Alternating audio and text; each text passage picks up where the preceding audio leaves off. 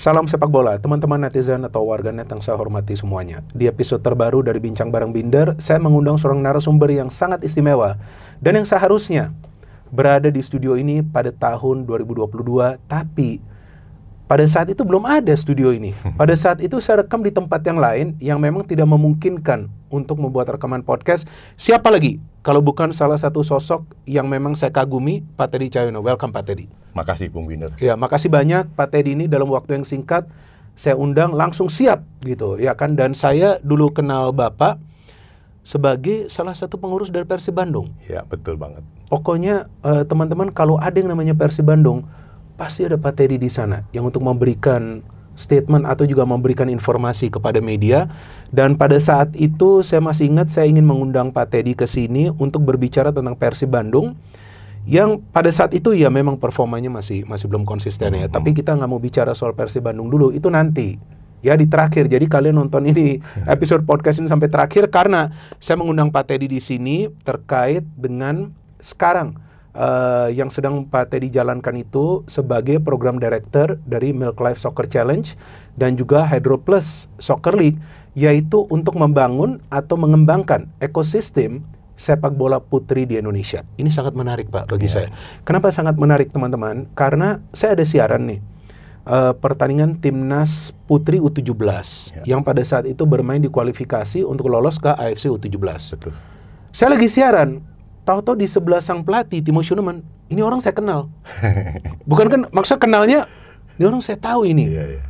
Saya tanya akhirnya ke produser saya, ini bukannya Pak Teddy yang dulu di Persib? Oh betul, ini Pak Teddy yang dulu di Persib. Habis itu saya mulai searching Pak tentang Bapak. Dan saya tertarik sekali karena Bapak yang dulunya memang berkecimpung di dunia sepak bola, ini juga sepak bola, tapi kan sepak bola putra yang di level senior. Terus setelah itu, kok tiba-tiba Bapak nih bisa sekarang mengurusi suatu tugas, kalau bagi saya ini suatu tugas yang sangat mulia Pak. Kenapa sangat mulia? Karena Anda sedang menjalani program untuk membentuk ekosistem dan itu it's very difficult. Itu sesuatu yang kalau bagi saya, karena saya kan lihatnya dari luar, ini sulit banget nih mau mengembangkan sepak bola putri. Walaupun waktu saya nonton timnas U17, cakep juga ini mainnya. Kalau lawan Myanmar tuh kalau nggak salah 1-0 ya. Akhirnya nggak lolos kita ke Asia. Oke, pertanyaan pertama saya Pak, apa faktor yang membuat Bapak kok tiba-tiba tertarik dengan sepak bola putri, itu pun di youth development? Karena youth development seperti yang saya bicara dengan salah satu kawan saya yang menjalankan Liga Top Skor, Yusuf Kurniawan, dia mengatakan kalau mau mengembangkan pemain di usia muda membuat kompetisi, itu dedikasinya harus full, nggak bisa setengah-setengah Pak. Nah silahkan, apa faktor yang membuat Anda langsung tertarik?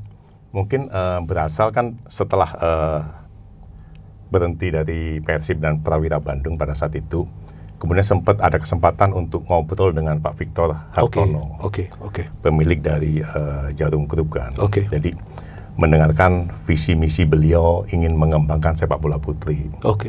Kan seperti kita ketahui, Pak Victor dengan Jarum Groupnya kan sudah terbukti mempunyai komitmen yang udah panjang sekali di bulu tangkis. Betul.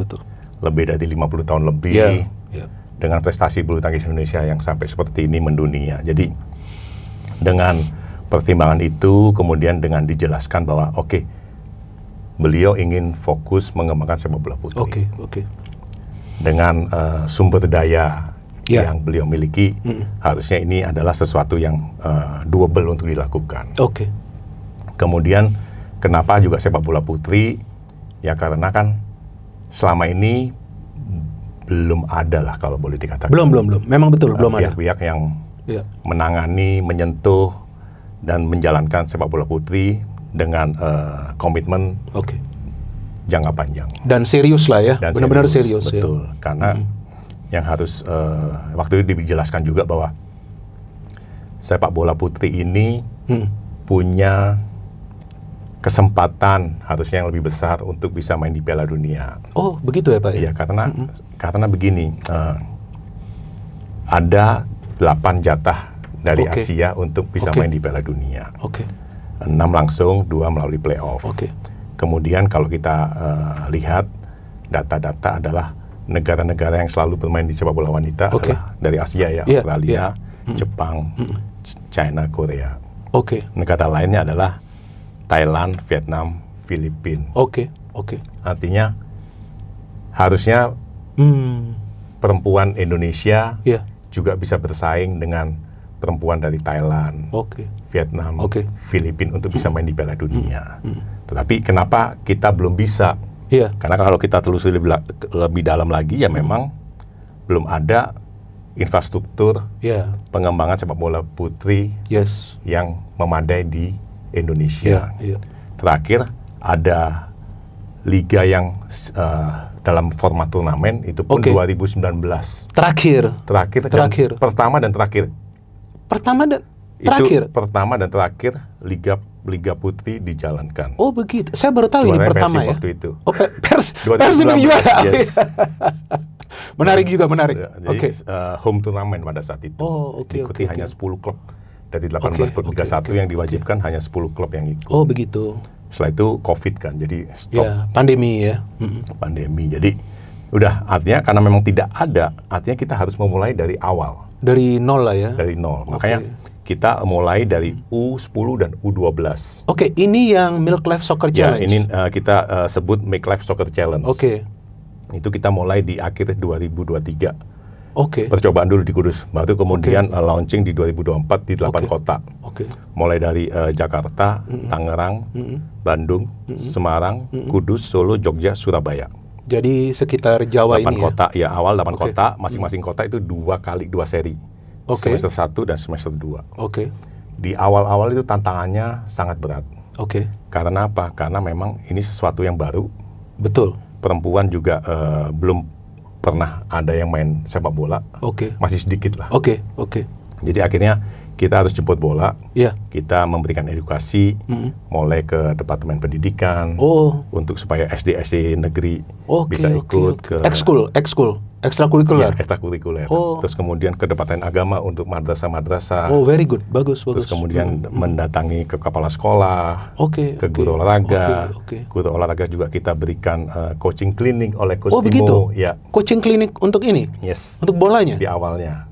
Coach Timo yang Coach ini Timo terlibat? Terlibat. Jadi memang benar-benar kita turun ke bawah, jemput bola. Nah, berproses loh kita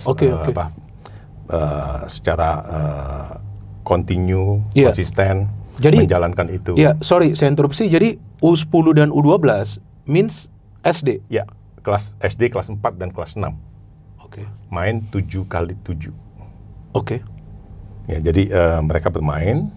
Lapangannya satu lapangan full, itu kita bagi 4. Memang di awal-awal secara kualitas itu belum sebagus sekarang. Mainnya tuh masih satu bola dikerubutin gitu kan. Tapi makin kesini karena kita selalu edukasi dan kita mengundang SSB atau Football Academy untuk datang dan buka booth di sana, di setiap penyelenggaraan kita. Jadi supaya kalau mereka memang berminat dan ingin serius, tinggal daftar. Bagus juga ya Pak ya. Nah, sekarang udah masuk ke seri keempat nih, tahun kedua. Tahun ini? Tahun ini. Dari sisi jumlah peserta, kuantitasnya itu tiap tahun naiknya banyak. Ini pecah rekor lagi di Jakarta minggu depan, itu hampir 3.000 anak. Ini masih yang U10 dan U12? U10 dan U12. Kemudian secara kualitas itu juga naik. Sehingga karena tadi banyak yang udah mulai serius, latihan hamba sendiri, ikut SSB, sehingga secara regulasi pun kita adaptasi.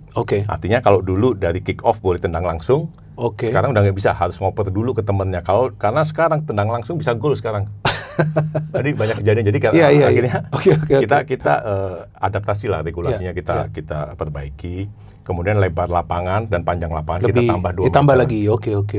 Karena sudah semakin jago mereka. Bagus dong. Artinya means ada improvement dong. Ada improvement, betul. Dan ini ya kenapa bisa begini? Jadi kalau kita pelajari ya, karena hal yang penting adalah karena suatu ini turnamen ya. Yang dilakukan dengan konsisten. Kemudian dilakukan oleh pihak yang bonafit. Punya komitmen. Dan udah terbukti ini masuk ke seri keempat tahun kedua. Artinya berkesinambungan. Jadi orang lihat, ini memang selalu tiap tahun ada. Dan serius nih. Penyelenggaraannya pun serius. Kalau Bung Binder datang minggu depan itu. Saya mau datang nanti. Kelihatan banget, maksudnya kita menjalankan dengan serius. Oke. Seperti IO dan lain-lainnya itu profesional lah ya. Oke. Kemudian itu yang membuat mereka makin minatnya makin tumbuh. Tertarik lah ya. Dan udah menjadi membangun kepercayaan publik jadinya. Oke, and then Pak, sorry saya interupsi. Di U10 dan U12 ini kan liga ya? Turnamen. Oh, turnamen. Oke, turnamen. Jadi ada piala yang diperebutkan? Ada piala. Kita memberikan banyak piala dan medali dan goodie bag. Kenapa? Oh, itu, ya. Karena kebayang waktu kita kecil kan juga kita seneng banget untuk mendapatkan tadi piala, terus kemudian mendapatkan sesuatu juara, gelar juara itu kan. Betul. Pride juga. Pride, terus kemudian membangun kepercayaan diri dari anak-anak ini. Betul. Itu motivasi juga bagi mereka. Jadi banyak hal-hal karakter building yang kita bangun di sini. Tidak hanya sepak bola sebenarnya. Banyak efek-efek lain dari pembentukan values, karakter building dari adik-adik perempuan kita ini sebenarnya. Kemudian kita juga di seri ketiga, kita melakukan terobosan untuk menjaga kesinambungan dari adik-adik yang U10 ini. Kita buat U8. U8 lebih bawah lagi dong? Kelas 2. Sifatnya individual, bukan tim. Oh, so how? Cara mainnya bagaimana itu? Kita sebut festival Seneng Soccer. Oh, namanya Seneng Soccer? Iya, jadi ada 5 case lah, 5 modul. Oke. Mereka harus berlari, terus kemudian ada tas poinnya, terus ada giring bola, terus tendang bola ke gawang kecil. Jadi itu hitungannya adalah waktu tercepat. Ya, jadi semacam fun soccer lah, biar mereka mulai seneng lah. Jadi memperkenalkan gerakan-gerakan sepak bola dan atletik. Karena gerakan atletik kan sangat penting sebenarnya. Itu adalah dasar dari semuanya. Jadi sifatnya adalah speed. Jadi siapa yang paling cepat dia akan menang. Jadi misalnya ada 100 anak ikut dengan melakukan 5 modul yang sama, tapi yang dilihat pemenang adalah yang tercepat. Yang tercepat itu melakukan dengan benar. Jadi seperti itu. Jadi ya udah. Jadi akhirnya kita sekarang punya U8, U10, U12. Luar biasa. Nah, sekarang what's next? Iya, apa maksudnya kan begini Pak, pertama U10, U12, terus Anda bikin U8. Kan kalau cuma U8, 10, 12, kedepannya ada apa? Kedepannya apa? Akhirnya kan kita harus memikirkan adik-adik perempuan kita yang sudah lewat U12, udah masuk SMP dong. Iya, betul. Wadahnya apa? Kemana mereka kalau mau main? Kalau untuk menyalurkan bahwa kesenangan mereka bermain sepak bola ini. Dan seperti yang tadi Bapak katakan sudah ada improvement kan dari segi cara bermain. Kualitas, Akhirnya kita kerjasama dengan PSSI karena kan kita lihat jenjang berikutnya adalah U14 dan U16. Di mana PSSI mempunyai produk yang namanya Piala Pertiwi. Iya, itu betul. Tapi memang belum dijalankan secara konsisten dan dilakukan di banyak kota. Akhirnya kita ngobrol, diskusi, akhirnya sepakat untuk menjalankan Piala Pertiwi U14 dan U16 untuk pertama kalinya di 16 titik di Indonesia. Jadi 10 kota di Pulau Jawa itu sifatnya turnamen. Jadi mulai dari Jakarta, Tangerang, Bandung, Cirebon, Semarang, Kudus, Solo, Jogja, Surabaya, Malang. Jadi turnamen. Jadi misalnya ada 8 tim, ya udah main 4 grup. 4 grup. Terus kemudian diambil 2 teratas, semifinal, final gitu. Jadi kemudian dari di Pulau Jawa. Di luar Pulau Jawa itu ada 6 region. Sumatera bagian utara itu dipusatkan di Medan, Sumatera bagian selatan di Palembang, Kalimantan di Samarinda,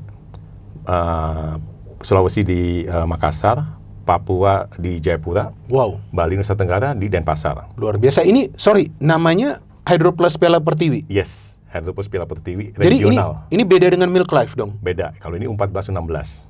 Dan ini antar SSB. Oh, antar SSB? Antar SSB. Oke. Antar SSB. Jadi kalau Milk Life kan antar SD. SD, ya. Kalau ini antar SSB.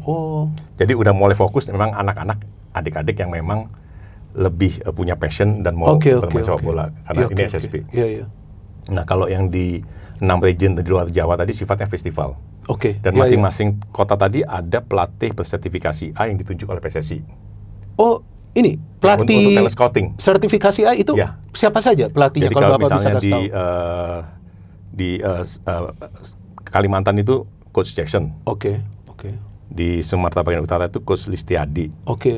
Oh. Terus di Jawa Barat itu Coach siapa orang ada Yusuf Baktiar, ada si Lukas. Oh, Lukas Sembuhan. Oke. Jadi memang coach sertifikasi yang udah license coach. Terus kemudian dari masing-masing tempat tadi terpilih 25 anak terbaik. Kemudian dilatih di masing-masing 16 kota tadi. Untuk main di putaran nasional di Kudus. 25 yang dipilih. 25 anak dipilih. Main di putaran nasional U16 di Kudus. Di bulan Juni tahun ini. Itu pertama kali artinya Piala Pertiwi se-Indonesia. Oh, sebelumnya Pak? Sebelumnya saya kan sporadis saja, maksudnya di Jawa Barat ngadain. Iya. Kalau ini di beberapa kota, terus kemudian ada level nasionalnya. Playoff di nasional. Dan mereka berlatih, semua kita biayain. Full? Full. Pemberangkatan dari masing-masing 16 titik tadi ke Kudus. Di Kudus juga kita biayain untuk penginapan, boarding, makan, latihan, bertanding. Selama 10 hampir 2 minggu lah. 2 minggu untuk final series lah anggap aja ini. Betul. Final series, terus kemudian Coach Mochi dan Coach Timo hadir di situ. Datang juga? Datang selama full. Yang di Kudus? Selama event, yes. Yang seri nasional. Karena mereka punya agenda untuk menseleksi untuk AFF U16 yang akan bermain di Solo di bulan Agustus. Tahun ini? Tahun ini. Jadi AFF U16 di Solo itu adalah hasil seleksi dari Piala Pertiwi yang untuk pertama kalinya dilakukan seluruh Indonesia. Oh begitu ya Pak, saya baru tahu loh. Makanya kalau dilihat secara kualitas mungkin beda dengan senior. Dengan tim kelompok umur di atas. Iya. Karena secara kualitas dibentuk dan di scouting dari suatu sistem memang tadi kita lakukan. Ada prosesnya. Prosesnya. Maka itu Pak, waktu saya siaran, kalau nggak salah AFF juga saya siaran itu hari, tapi saya lupa match apa. Cara bermainnya itu kolektif. Iya, betul. Itu maksudnya kayak mereka cara bermain kolektif itu waktu mereka main di Piala Pertiwi seperti itu juga. Ya, maksudnya saya ingin tahu gitu. Mereka secara kualitas udah mulai seperti itu karena dilatih oleh masing-masing pelatih dari. Iya, betul itu dia ya. Terus kemudian terpilih di tahap awal itu 45 perempuan. 45. Terus kemudian diseleksi tahap berikutnya tinggal 30 untuk dibawa ke Solo. Dengan Coach Timo sebagai head coach. Iya, betul. Nah, kebetulan kita juga diberi tanggung jawab untuk menjadi manajer. Nah, itu ya betul. Iya, benar. Nah, kemudian sebenarnya cikal bakal Hydro Plus Soccer League adalah dari situ. Kita melihat bahwa kita berpikir lagi kan, ini adik-adik kita ini setelah Piala Pertiwi yang hanya 1 minggu 51 minggu sisanya mau ngapain? Mau main di mana gitu. Iya, betul. Nanti kalau enggak kualitasnya juga bisa menurun nanti. Iya, betul. Atau harus bergabung dengan bermain dengan putra lagi.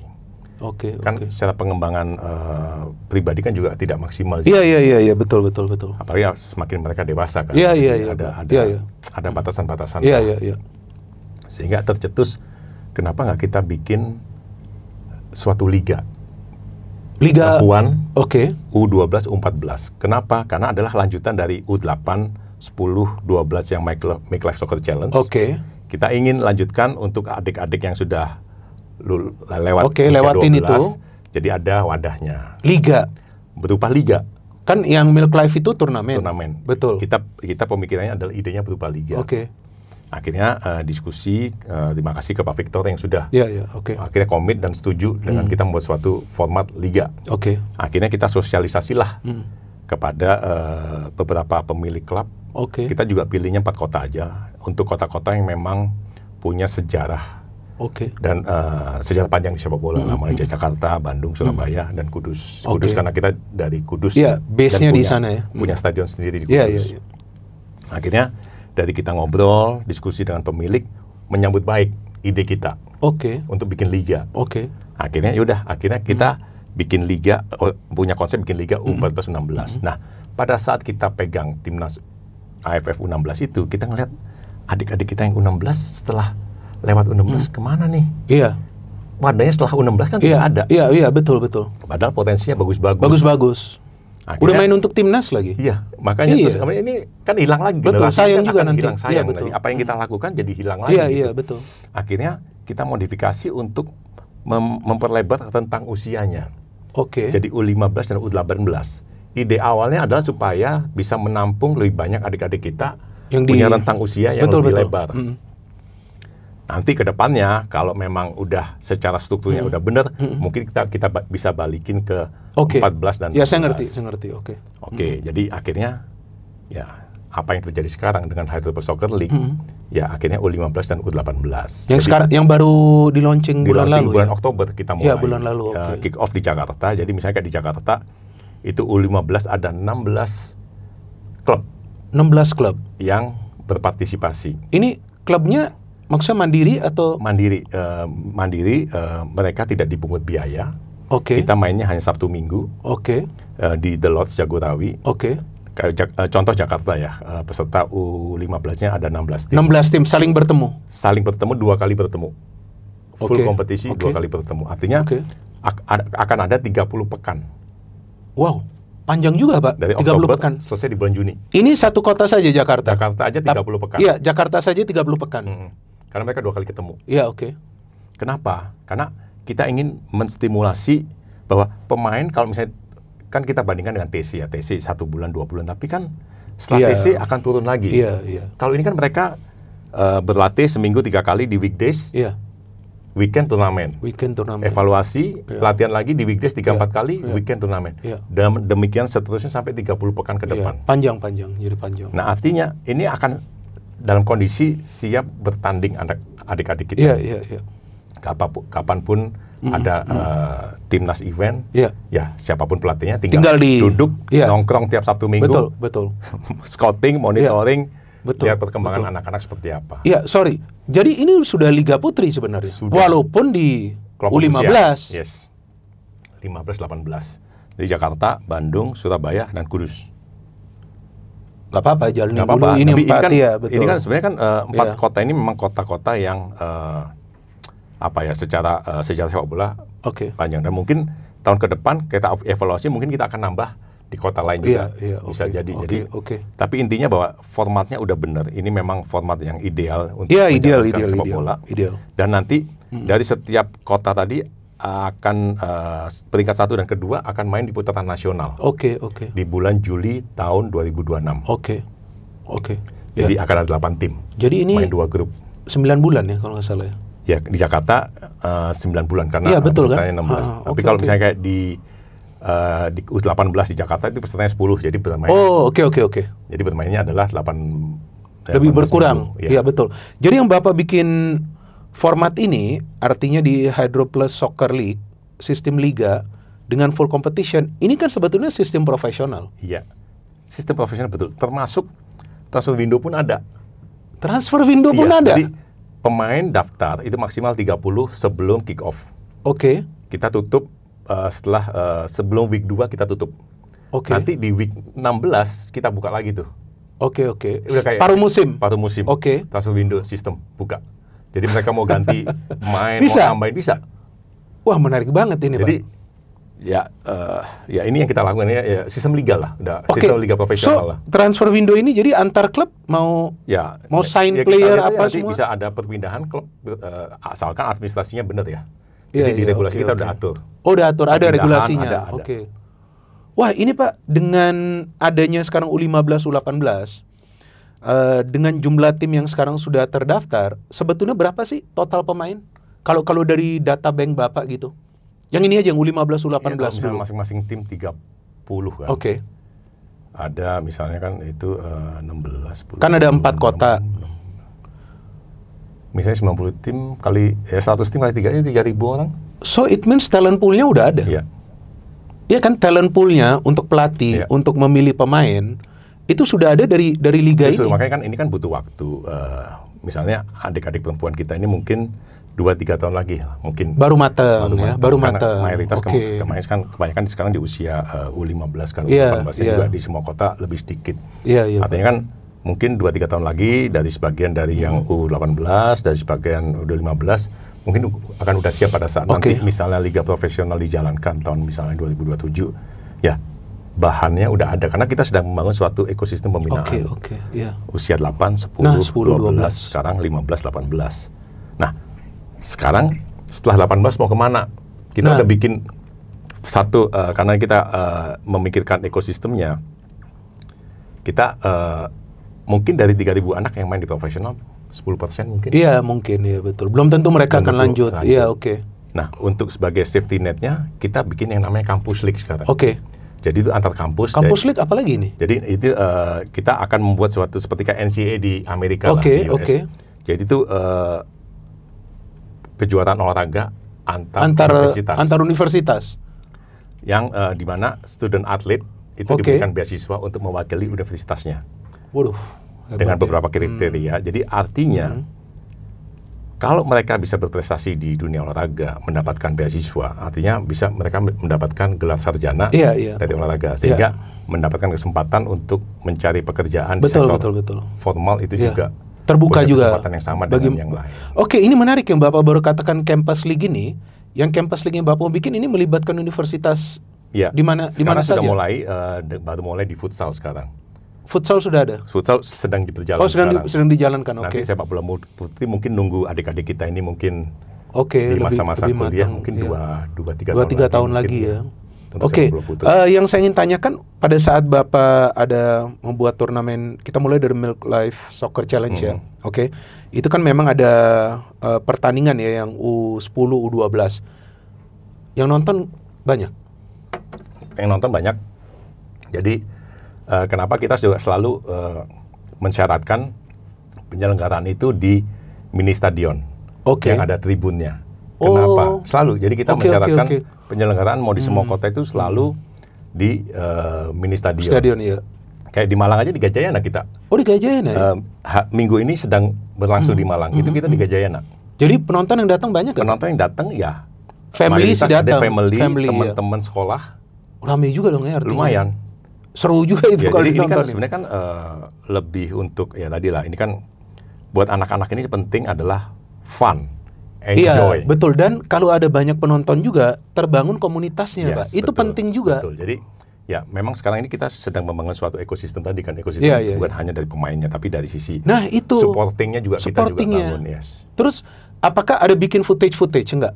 Ya, footage kita bikin, termasuk kita siarin di mana, Bang? Di YouTube kita pada saat putaran nasional itu live semua di YouTube. Terus kemudian kalau yang series regional semua ada di website dan di medsos. Oh, bisa nonton dong kita TikTok, dong. Yang nasional jadi kita bisa nonton. Bisa, dong? Itu live. Oh, bagus dong. Nanti, artinya. Seperti kemarin di Kudus itu putaran nasional live. Oh, how many viewers? Kalau Bapak ada catat nggak dari digital? Digital kan sekarang masih kita belum tahu. banyak lah. Belum banyak ya. Itu kan kita baru pertama kali kan. Iya. Putaran nasional kemarin. Tapi kita sangat yakin, apalagi dengan jumlah peserta yang semakin meningkat. Itu bagus juga. Kita pasti kedepannya bakal makin baik. Oke. Tadi kan Bapak ada mengatakan bahwa dari Hydroplus Piala Pertiwi yang U4, U16, terus itu pemain-pemainnya ada yang terseleksi bagi timnas U16. Pengalaman Bapak sebagai manajer di U16 kemudian di U17 kan? Ya, di Myanmar. Dengan pemain-pemain ini gabung kemudian ke timnas. Bagaimana Anda melihat skop para pemain nasional ini? Apakah nantinya mereka akan kelak bisa bermain di senior? Kalau saya melihat secara fair, saya sih melihat bagus. Oke lah, pokoknya kita melihat ada game plan, ada permainan yang dijalankan, ada strategi lah. Mereka mainnya artinya nggak bisa ngasal oper atau apa. Walaupun lawan Myanmar itu saya nggak ngerti kenapa kita kalah, tapi oke lah, itu udah lewat. Tapi saya ngelihat ada polanya. Nah, ini kan sebetulnya nggak gampang untuk bisa menyaring pemain-pemain dari sebelumnya turnamen, kemudian masuk ke timnas, and they are playing well gitu, ya kan? Gimana caranya untuk membentuk itu? Ya tadi kan memang ini kan memang di suatu produk dari hasil seleksi yang seluruh Indonesia. Dengan sistem yang lebih baik, lebih proper. Betul. Artinya secara kualitas individual mereka bagus. Betul. Kemudian kita sempat TC selama 1 bulan di Kudus di stadion kita untuk sebelum ke AFF. Setelah AFF itu juga lanjut ke AFC kan? Iya, betul. AFF kan di Agustus, AFC di Oktober. Ya betul, di Oktober. Nah, pelajaran ya, maksudnya lawan Myanmar itu kita kalah 0-1. Tapi sebenarnya secara kualitas kita tidak kalah. Dan sebenarnya saya ingat kalau nggak salah kipernya bagus sekali itu, Aliana atau siapa itu namanya? Betul ya? Betul. Bagus itu. Bagus banget. Jadi semua punya kemampuan individu. mereka udah mulai belajar tactical dan lain-lain strategi. Tapi yang membedakan adalah karena memang jam terbang. Iya, betul. Mayoritas dari mereka ini adalah belum pernah bermain mewakili merah putih. Iya. Pada saat lawan Myanmar itu kan ada tekanan harus menang. Karena pressure juga ya. Pressure, karena selisih gol kan kita kalah. Benar. Artinya ada pressure sendiri, sehingga makanya kalau dilihat babak pertama itu nggak jalan secara dengan semestinya sebenarnya. Oke. Karena ada pressure tadi. Iya. Babak kedua baru mulai lebih baik. Tapi itu tadi ada catatan bahwa karena kita tidak ada liga kompetisi yang mereka secara terasah. Benar. Secara mentalitas dalam tekanan, terus kemudian pengambilan keputusan kan tidak terasa karena begitu ada liga, begitu tiap minggu mereka main, itu otomatis. Betul. Otak akan terstimulasi dan otomatis aja jadinya. Benar. Nah itu makanya menjadi pelajaran bahwa ya udahlah kita kalah, tapi catatannya adalah mereka punya kualitas, mereka adalah masa depan dari sepak bola perempuan Indonesia.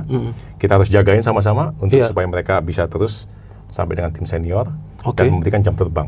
Karena itu adalah karena tadi pressure, mereka tidak terbiasa untuk bermain di level internasional. Ini udah level internasional kan mereka main terus. Betul. Kok bisa langsung juga mainnya mereka? Itu ada tim psikolog gak di timnas?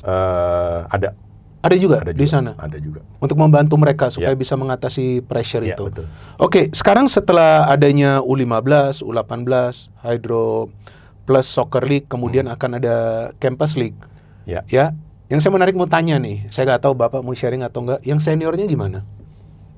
Kan maksudnya kan kalau mau nunggu sampai maybe kayak Bapak bilang tunggu sampai mereka matang nih, ya kan itu butuh waktu juga kan. Tapi pemikiran saya begini, Pak. Sekarang Bapak udah jalankan ini terstruktur banget. Terstruktur banget. U8, U10, U12 masuk ke Piala Pertiwi, U14, U16, sekarang bikin U15, U18. And itu saya ngomongnya sih gampang. Tapi Bapak yang menjalankan itu sulit, saya tahu. Tapi oke lah. Ini luar biasa Anda menjalankan. Dan juga komitmen dari Pak Victor itu luar biasa. Seniornya ini, maksudnya kan ada skopnya itu ada, Pak. Karena kan para pemain timnas kita yang senior, where are they playing? Ya kan yang bermain di luar negeri itu beda lagi. Betul. Apa mungkin Bapak ada pemikiran nggak sih?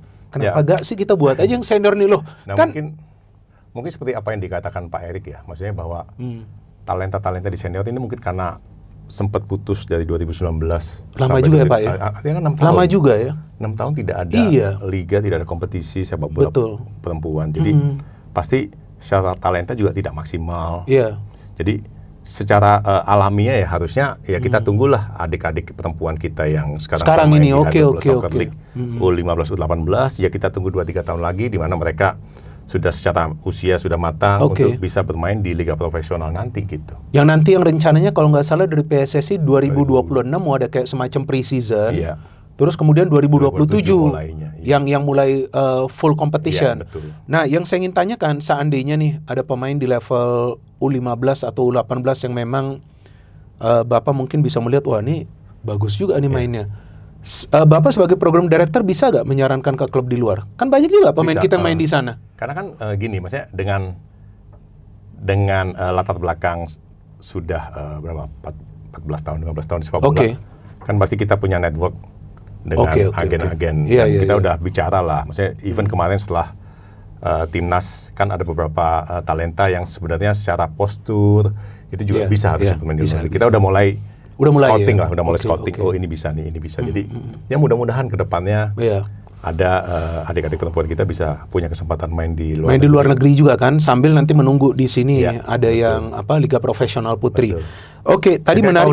Claudia kan sekarang main di di Utrecht. Iya betul, Claudia kan. Iya, dan cetak gol kalau nggak salah. Ada juga cuplikannya dia cetak gol kan.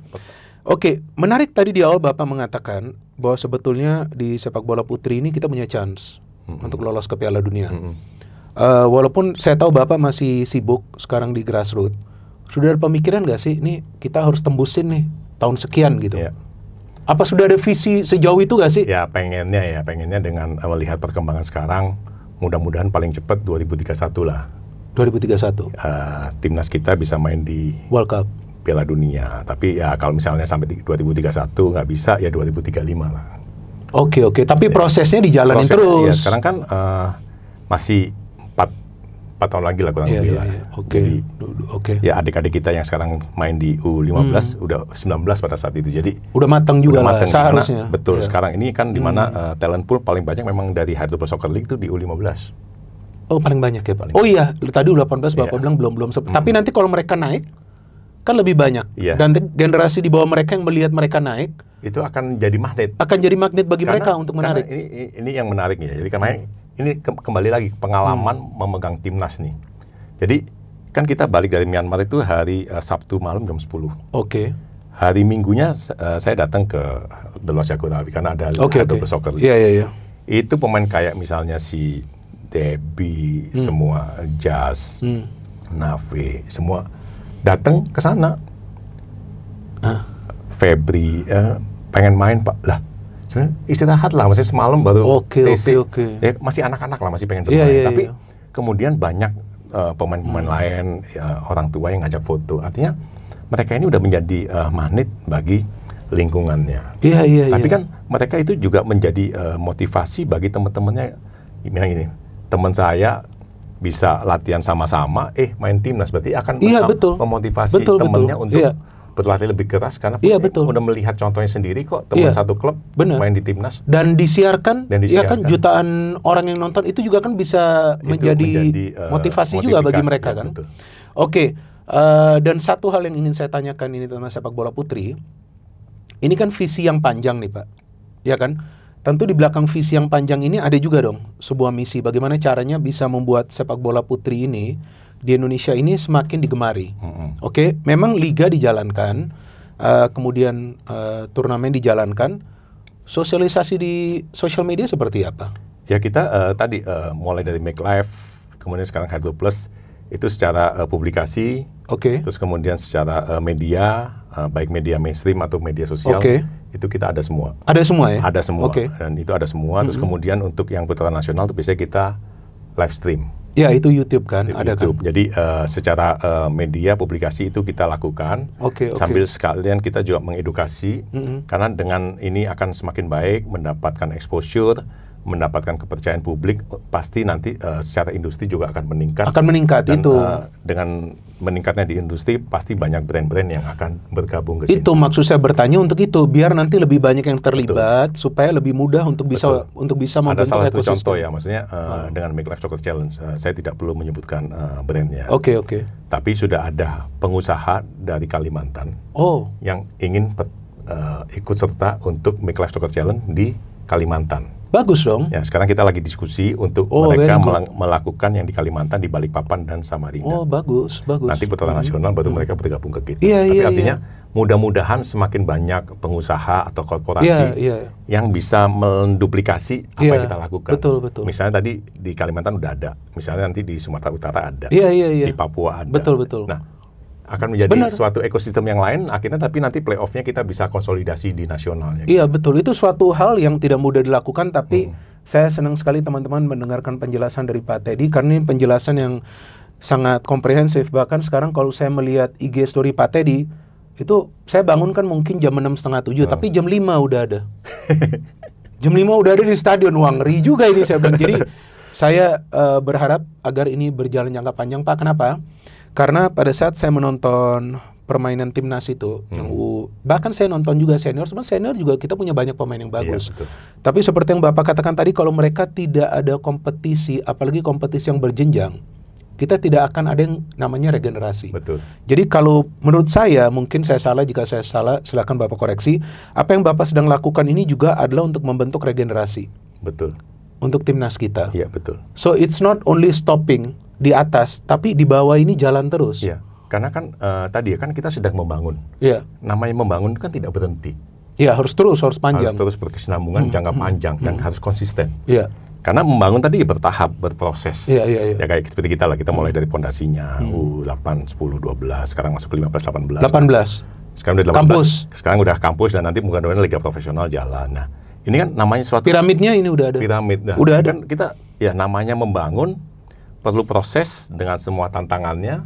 Tapi asalkan kita punya supporting system yang bagus, kemudian punya organisasi dan manajemen yang bagus dengan sumber daya yang bagus, tentu kita sih sangat yakin bisa menjalankan dan melengkapi piramida kepemimpinan ini.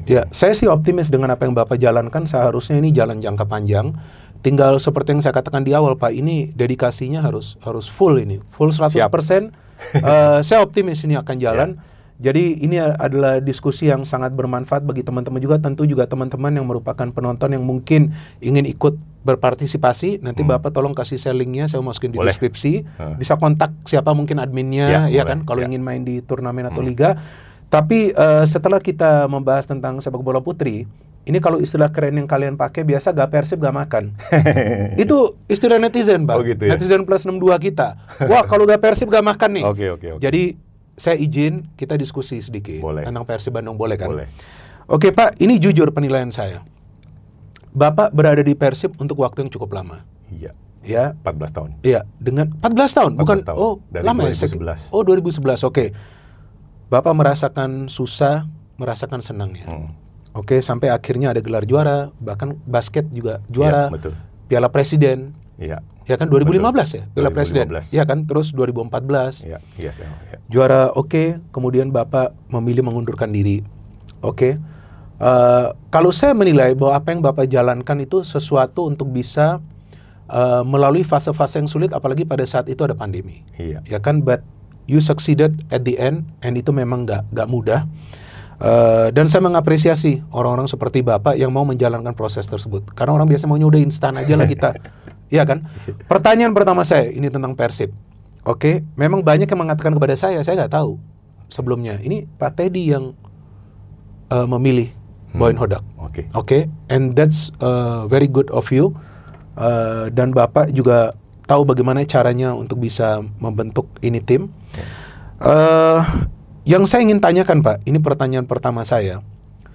Soal Boyan Hodak yang sekarang dirumorkan kemungkinan akan melatih timnas Indonesia. Bapak sebagai sosok yang dikatakan yang memang memilih pada saat itu Boyan Hodak, dengan yang saya dikasih tahu nih infonya, karena Boyan Hodak sudah punya pengalaman sebelumnya melatih di Asia Tenggara. Betul. Sehingga Bapak merekomendasi dia. Ya kan, akhirnya jalan di saat-saat yang sulit dia masuk, bisa membawa tim ini juara. Ini rumor yang sangat kenceng nih, viral banget. Boyan Hodak katanya salah satu calon, katanya, kita nggak tahu ini rumor bener atau enggak. Perasaan Bapak seperti apa? Ini ada dengar dong, ada baca dong, kan rame banget. Baca di medsos aja ya, tapi maksudnya ya kan saya bukan dalam kapasitas untuk menentukan itu sebenarnya. Oh iya, betul, itu betul. Kapasitas ada di PSSI dengan exco-nya. Iya, betul. Ya, tapi maksudnya saya melihat sebagai supporter lah, sebagai fans saja. Iya, kan ya saya tahu Bapak tadi waktu offline mengatakan Bapak sampai hari ini, sampai detik ini masih mengikuti Persib, masih support Persib habis-habisan. Ya kan, ini yang saya ingin menanyakan Bapak, sebagai supporter. Ya kan, Bapak kenal kan dengan Boyan Hodak, kan sering interaksi juga dulu, bahkan mungkin sampai hari ini juga masih interaksi. Masih. Saya ingin menanyakan pemikiran Bapak sebagai supporter dengan rumor ini. Karena gak ada yang menyangka ini rumor akan ada. Tapi gini lah, maksudnya kan ini rame lah pro and cons kan, maksudnya saya tidak mau terlibat di polemik pro and cons ya. Jadi ya udahlah, maksudnya kita dukung aja nanti apapun keputusan dari PSSI dengan exco-nya untuk memilih siapa yang terbaik untuk bisa melatih itu betul. Timnas. Ya, sebagai pelatih, Bapak melihat Boyan Hodak ini seperti apa? Boyan punya kualitas karena ya udah terbukti lah. Iya, betul. Membawa Persib di tahun ketiga ya sekarang ya. Iya, tahun ketiga.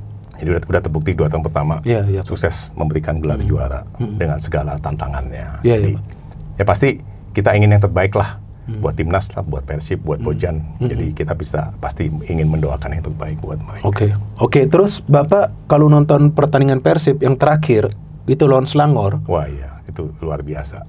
Itu what was your feeling as a supporter? Kan Bapak sebagai supporter, wah ketinggalan 2. Iya, tapi pas nonton sih yakin karena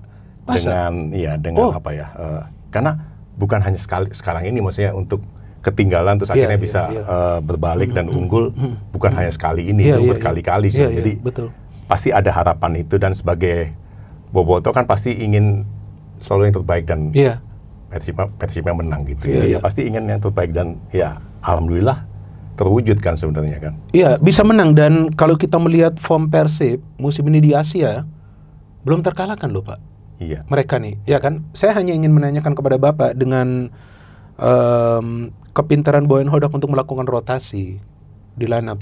Saya yakin itu sebagai pelatih itu gak gampang ya, karena materi pemainnya berlimpah, banyak yang berkualitas. Tapi satu hal yang saya melihat positif, nah karena Bapak dulu juga menjadi bagian dari Persib, dia juga sering memberikan kesempatan kepada para pemain muda. Nah, apakah memang Boyan Hodak ini juga ada perhatian memang besar juga kepada para pemain muda Persib, walaupun kita tahu nih pemain-pemain matangnya kan banyak kan susah kan masukin pemain muda kan? Karena kan pengennya gini kan, pasti tadi sama regenerasi kan. Oke. Jadi kan selalu dari awal tuh kalau memang misalnya situasi sudah aman sekali itu, atau mungkin di situasi tertentu dia yang paling tahu lah untuk mengambil suatu keputusan dan bisa memberikan kesempatan kepada pemain muda supaya dapat menit bermain dan regenerasi, karena itu yang paling penting kan, untuk terus melakukan regenerasi. Iya betul. Dan saya melihat keberanian dia yang kemarin itu lawan Selangor itu, dia bisa memainkan Robby Darwish. Ya. Dia dimainkan Robby Darwish itu seperti itu, saya kaget, ini pelatih gak salah nih. Tapi ternyata terbukti. Tapi pasti dia punya pertimbangan-pertimbangan lain lah, melihat apa yang terjadi di lapangan. Oke, ini final question tentang Persib. Gimana Anda melihat sekarang performa Persib akhir-akhir ini dengan materi pemain yang mereka punya? As a supporter, ya kan? Ya kan, maksudnya sangat gembira melihat performa yang semakin baik seperti ini. Dan ya Persib akan selalu di hati lah. Nah itu sebagai supporter. Nah itu udah dengerin, pokoknya sekali Persib selalu Persib. Nah itu, tapi ini Triple B ini bukan singkatan dari Bung Binder Boboto. Tapi ada yang menarik juga sebenarnya kan, pada saat berhenti dari Persib ya, keluar kan banyak tawaran dari klub lain juga kan. Nah ini yang saya dengar, saya dengar ini info dari luar angkasa. ada ini benar-benar, saya nggak bohong, saya bukan baca di media. Tapi saya belum pernah ngomong di sini, bahkan dengan siapapun. Gak perlu verifikasi, gak perlu validasi, saya nggak mau ngomong nama klubnya.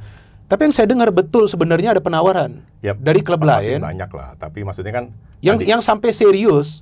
Ya kan, tapi Bapak gak ambil itu. Ya karena kan tadi, maksudnya saya udah waktu memutuskan untuk berhenti, kan punya support system dari teman-teman Bobotoh kan banyak juga. Iya. Udah bicara lah di small circle. Oke, maksudnya one man one club. Saya akan jadi supporter aja karena tidak ingin melukai hati orang-orang lain. Jadi ya udah. Nah ini, maka itu ini memang saya berbicara dengan banyak supporter Persib, Pak. Wah, cintanya luar biasa loh mereka loh ke Persib Bandung. Dan tadi bahkan waktu saya ada buka pintu, memang istri saya mau keluar. Nah, istri saya Boboto itu. Bajunya udah biru semua ya kan. Nah, jadi ini Menteri Pertahanan rumah, jadi harus dengerin dia. Jadi waktu saya buka, ternyata saya ketemu supporter Persib juga. Di depan rumah sini tadi. Iya, waktu buka, ya udah ngobrol sebentar. Cuman saya melihat mereka itu sangat peduli dengan Persib Bandung. Iya, betul. Ada memang saatnya mereka kritik, ada juga saatnya mereka puji. Tapi satu hal yang saya suka, ini jujur saya ngomong, tidak anti kritik. Bapak rasakan itu gak waktu pada saat itu? Tidak anti kritik. Tidak anti kritik. Artinya kalau kita kritik gak baperan itu mereka. Betul. Kok bisa itu dari mana itu, Pak? Mindset mereka? Ya mungkin karena sudah menjadi suatu kultur ya di sana. Jadi, begitu ya, Pak. Ya, jadi mereka terbuka terhadap masukan, tidak anti kritik, karena ujungnya ingin segala yang terbaik buat Persibnya. Buat Persib Bandung ya. Oke, menarik teman-teman, kita sudah lebih dari 50 menit ini ya. Udah lebih dari 50 menit. Oke. The one and only Pak Teddy Cahyono yang seharusnya kita itu berdiskusi pada tahun 2022 seperti yang saya katakan, tapi belum ada. Nah ini walaupun kecil tapi berisi nih Pak. Ya kan? Nah, congratulations for the new studio. Oh ya, thank you Pak. Dan ini bukan yang pertama dan terakhir. Oke, siap. Jangan dong, ya kan nanti apa developmentnya untuk sepak bola putri, ya kan nanti kita undang kita Pak Teddy lagi. Tunggu undangan aja. Oh pasti. Saya kan ikutin terus. Karena menarik bagi saya bahwa Bapak terlibat secara serius untuk youth development di putri ya Pak. Karena bukan cuma di putri, di putra pun youth development itu sebenarnya nggak banyak yang tertarik. Ya kan, tapi Bapak masuk ke youth development putri yang saya harapkan sukses, yang saya harapkan amin. juga bermanfaat bagi timnas kita, supaya nanti kita punya timnas juga. Ya saya tidak mengatakan harus menjadi juara sih, tapi yang bisa bersaing. Itu dulu, yang penting bisa bersaing di level ASEAN, di level Asia, dan juga mudah-mudahan nanti bisa lolos ke Piala Dunia. Oke Pak, setiap narasumber yang saya undang ke sini, pada akhir saya selalu meminta menyampaikan pesan-pesannya ke viewers kita. Silakan Bapak bisa menyampaikan pesan-pesan Bapak ke kamera. Untuk sepak bola perempuan, dukung terus sepak bola perempuan di Indonesia, karena kita punya mimpi yang besar untuk perempuan Indonesia. Oke, very good. Nih sekarang pas kita mau tutup, Bapak harus ikutin slogan channel ini. Ini slogan yang sudah mendunia juga katanya. Kata mereka, no hate, no politics, only football, only football. salam sepak bola. Salam sepak bola. Ya, thank you, Pak. Thank you. Thank you.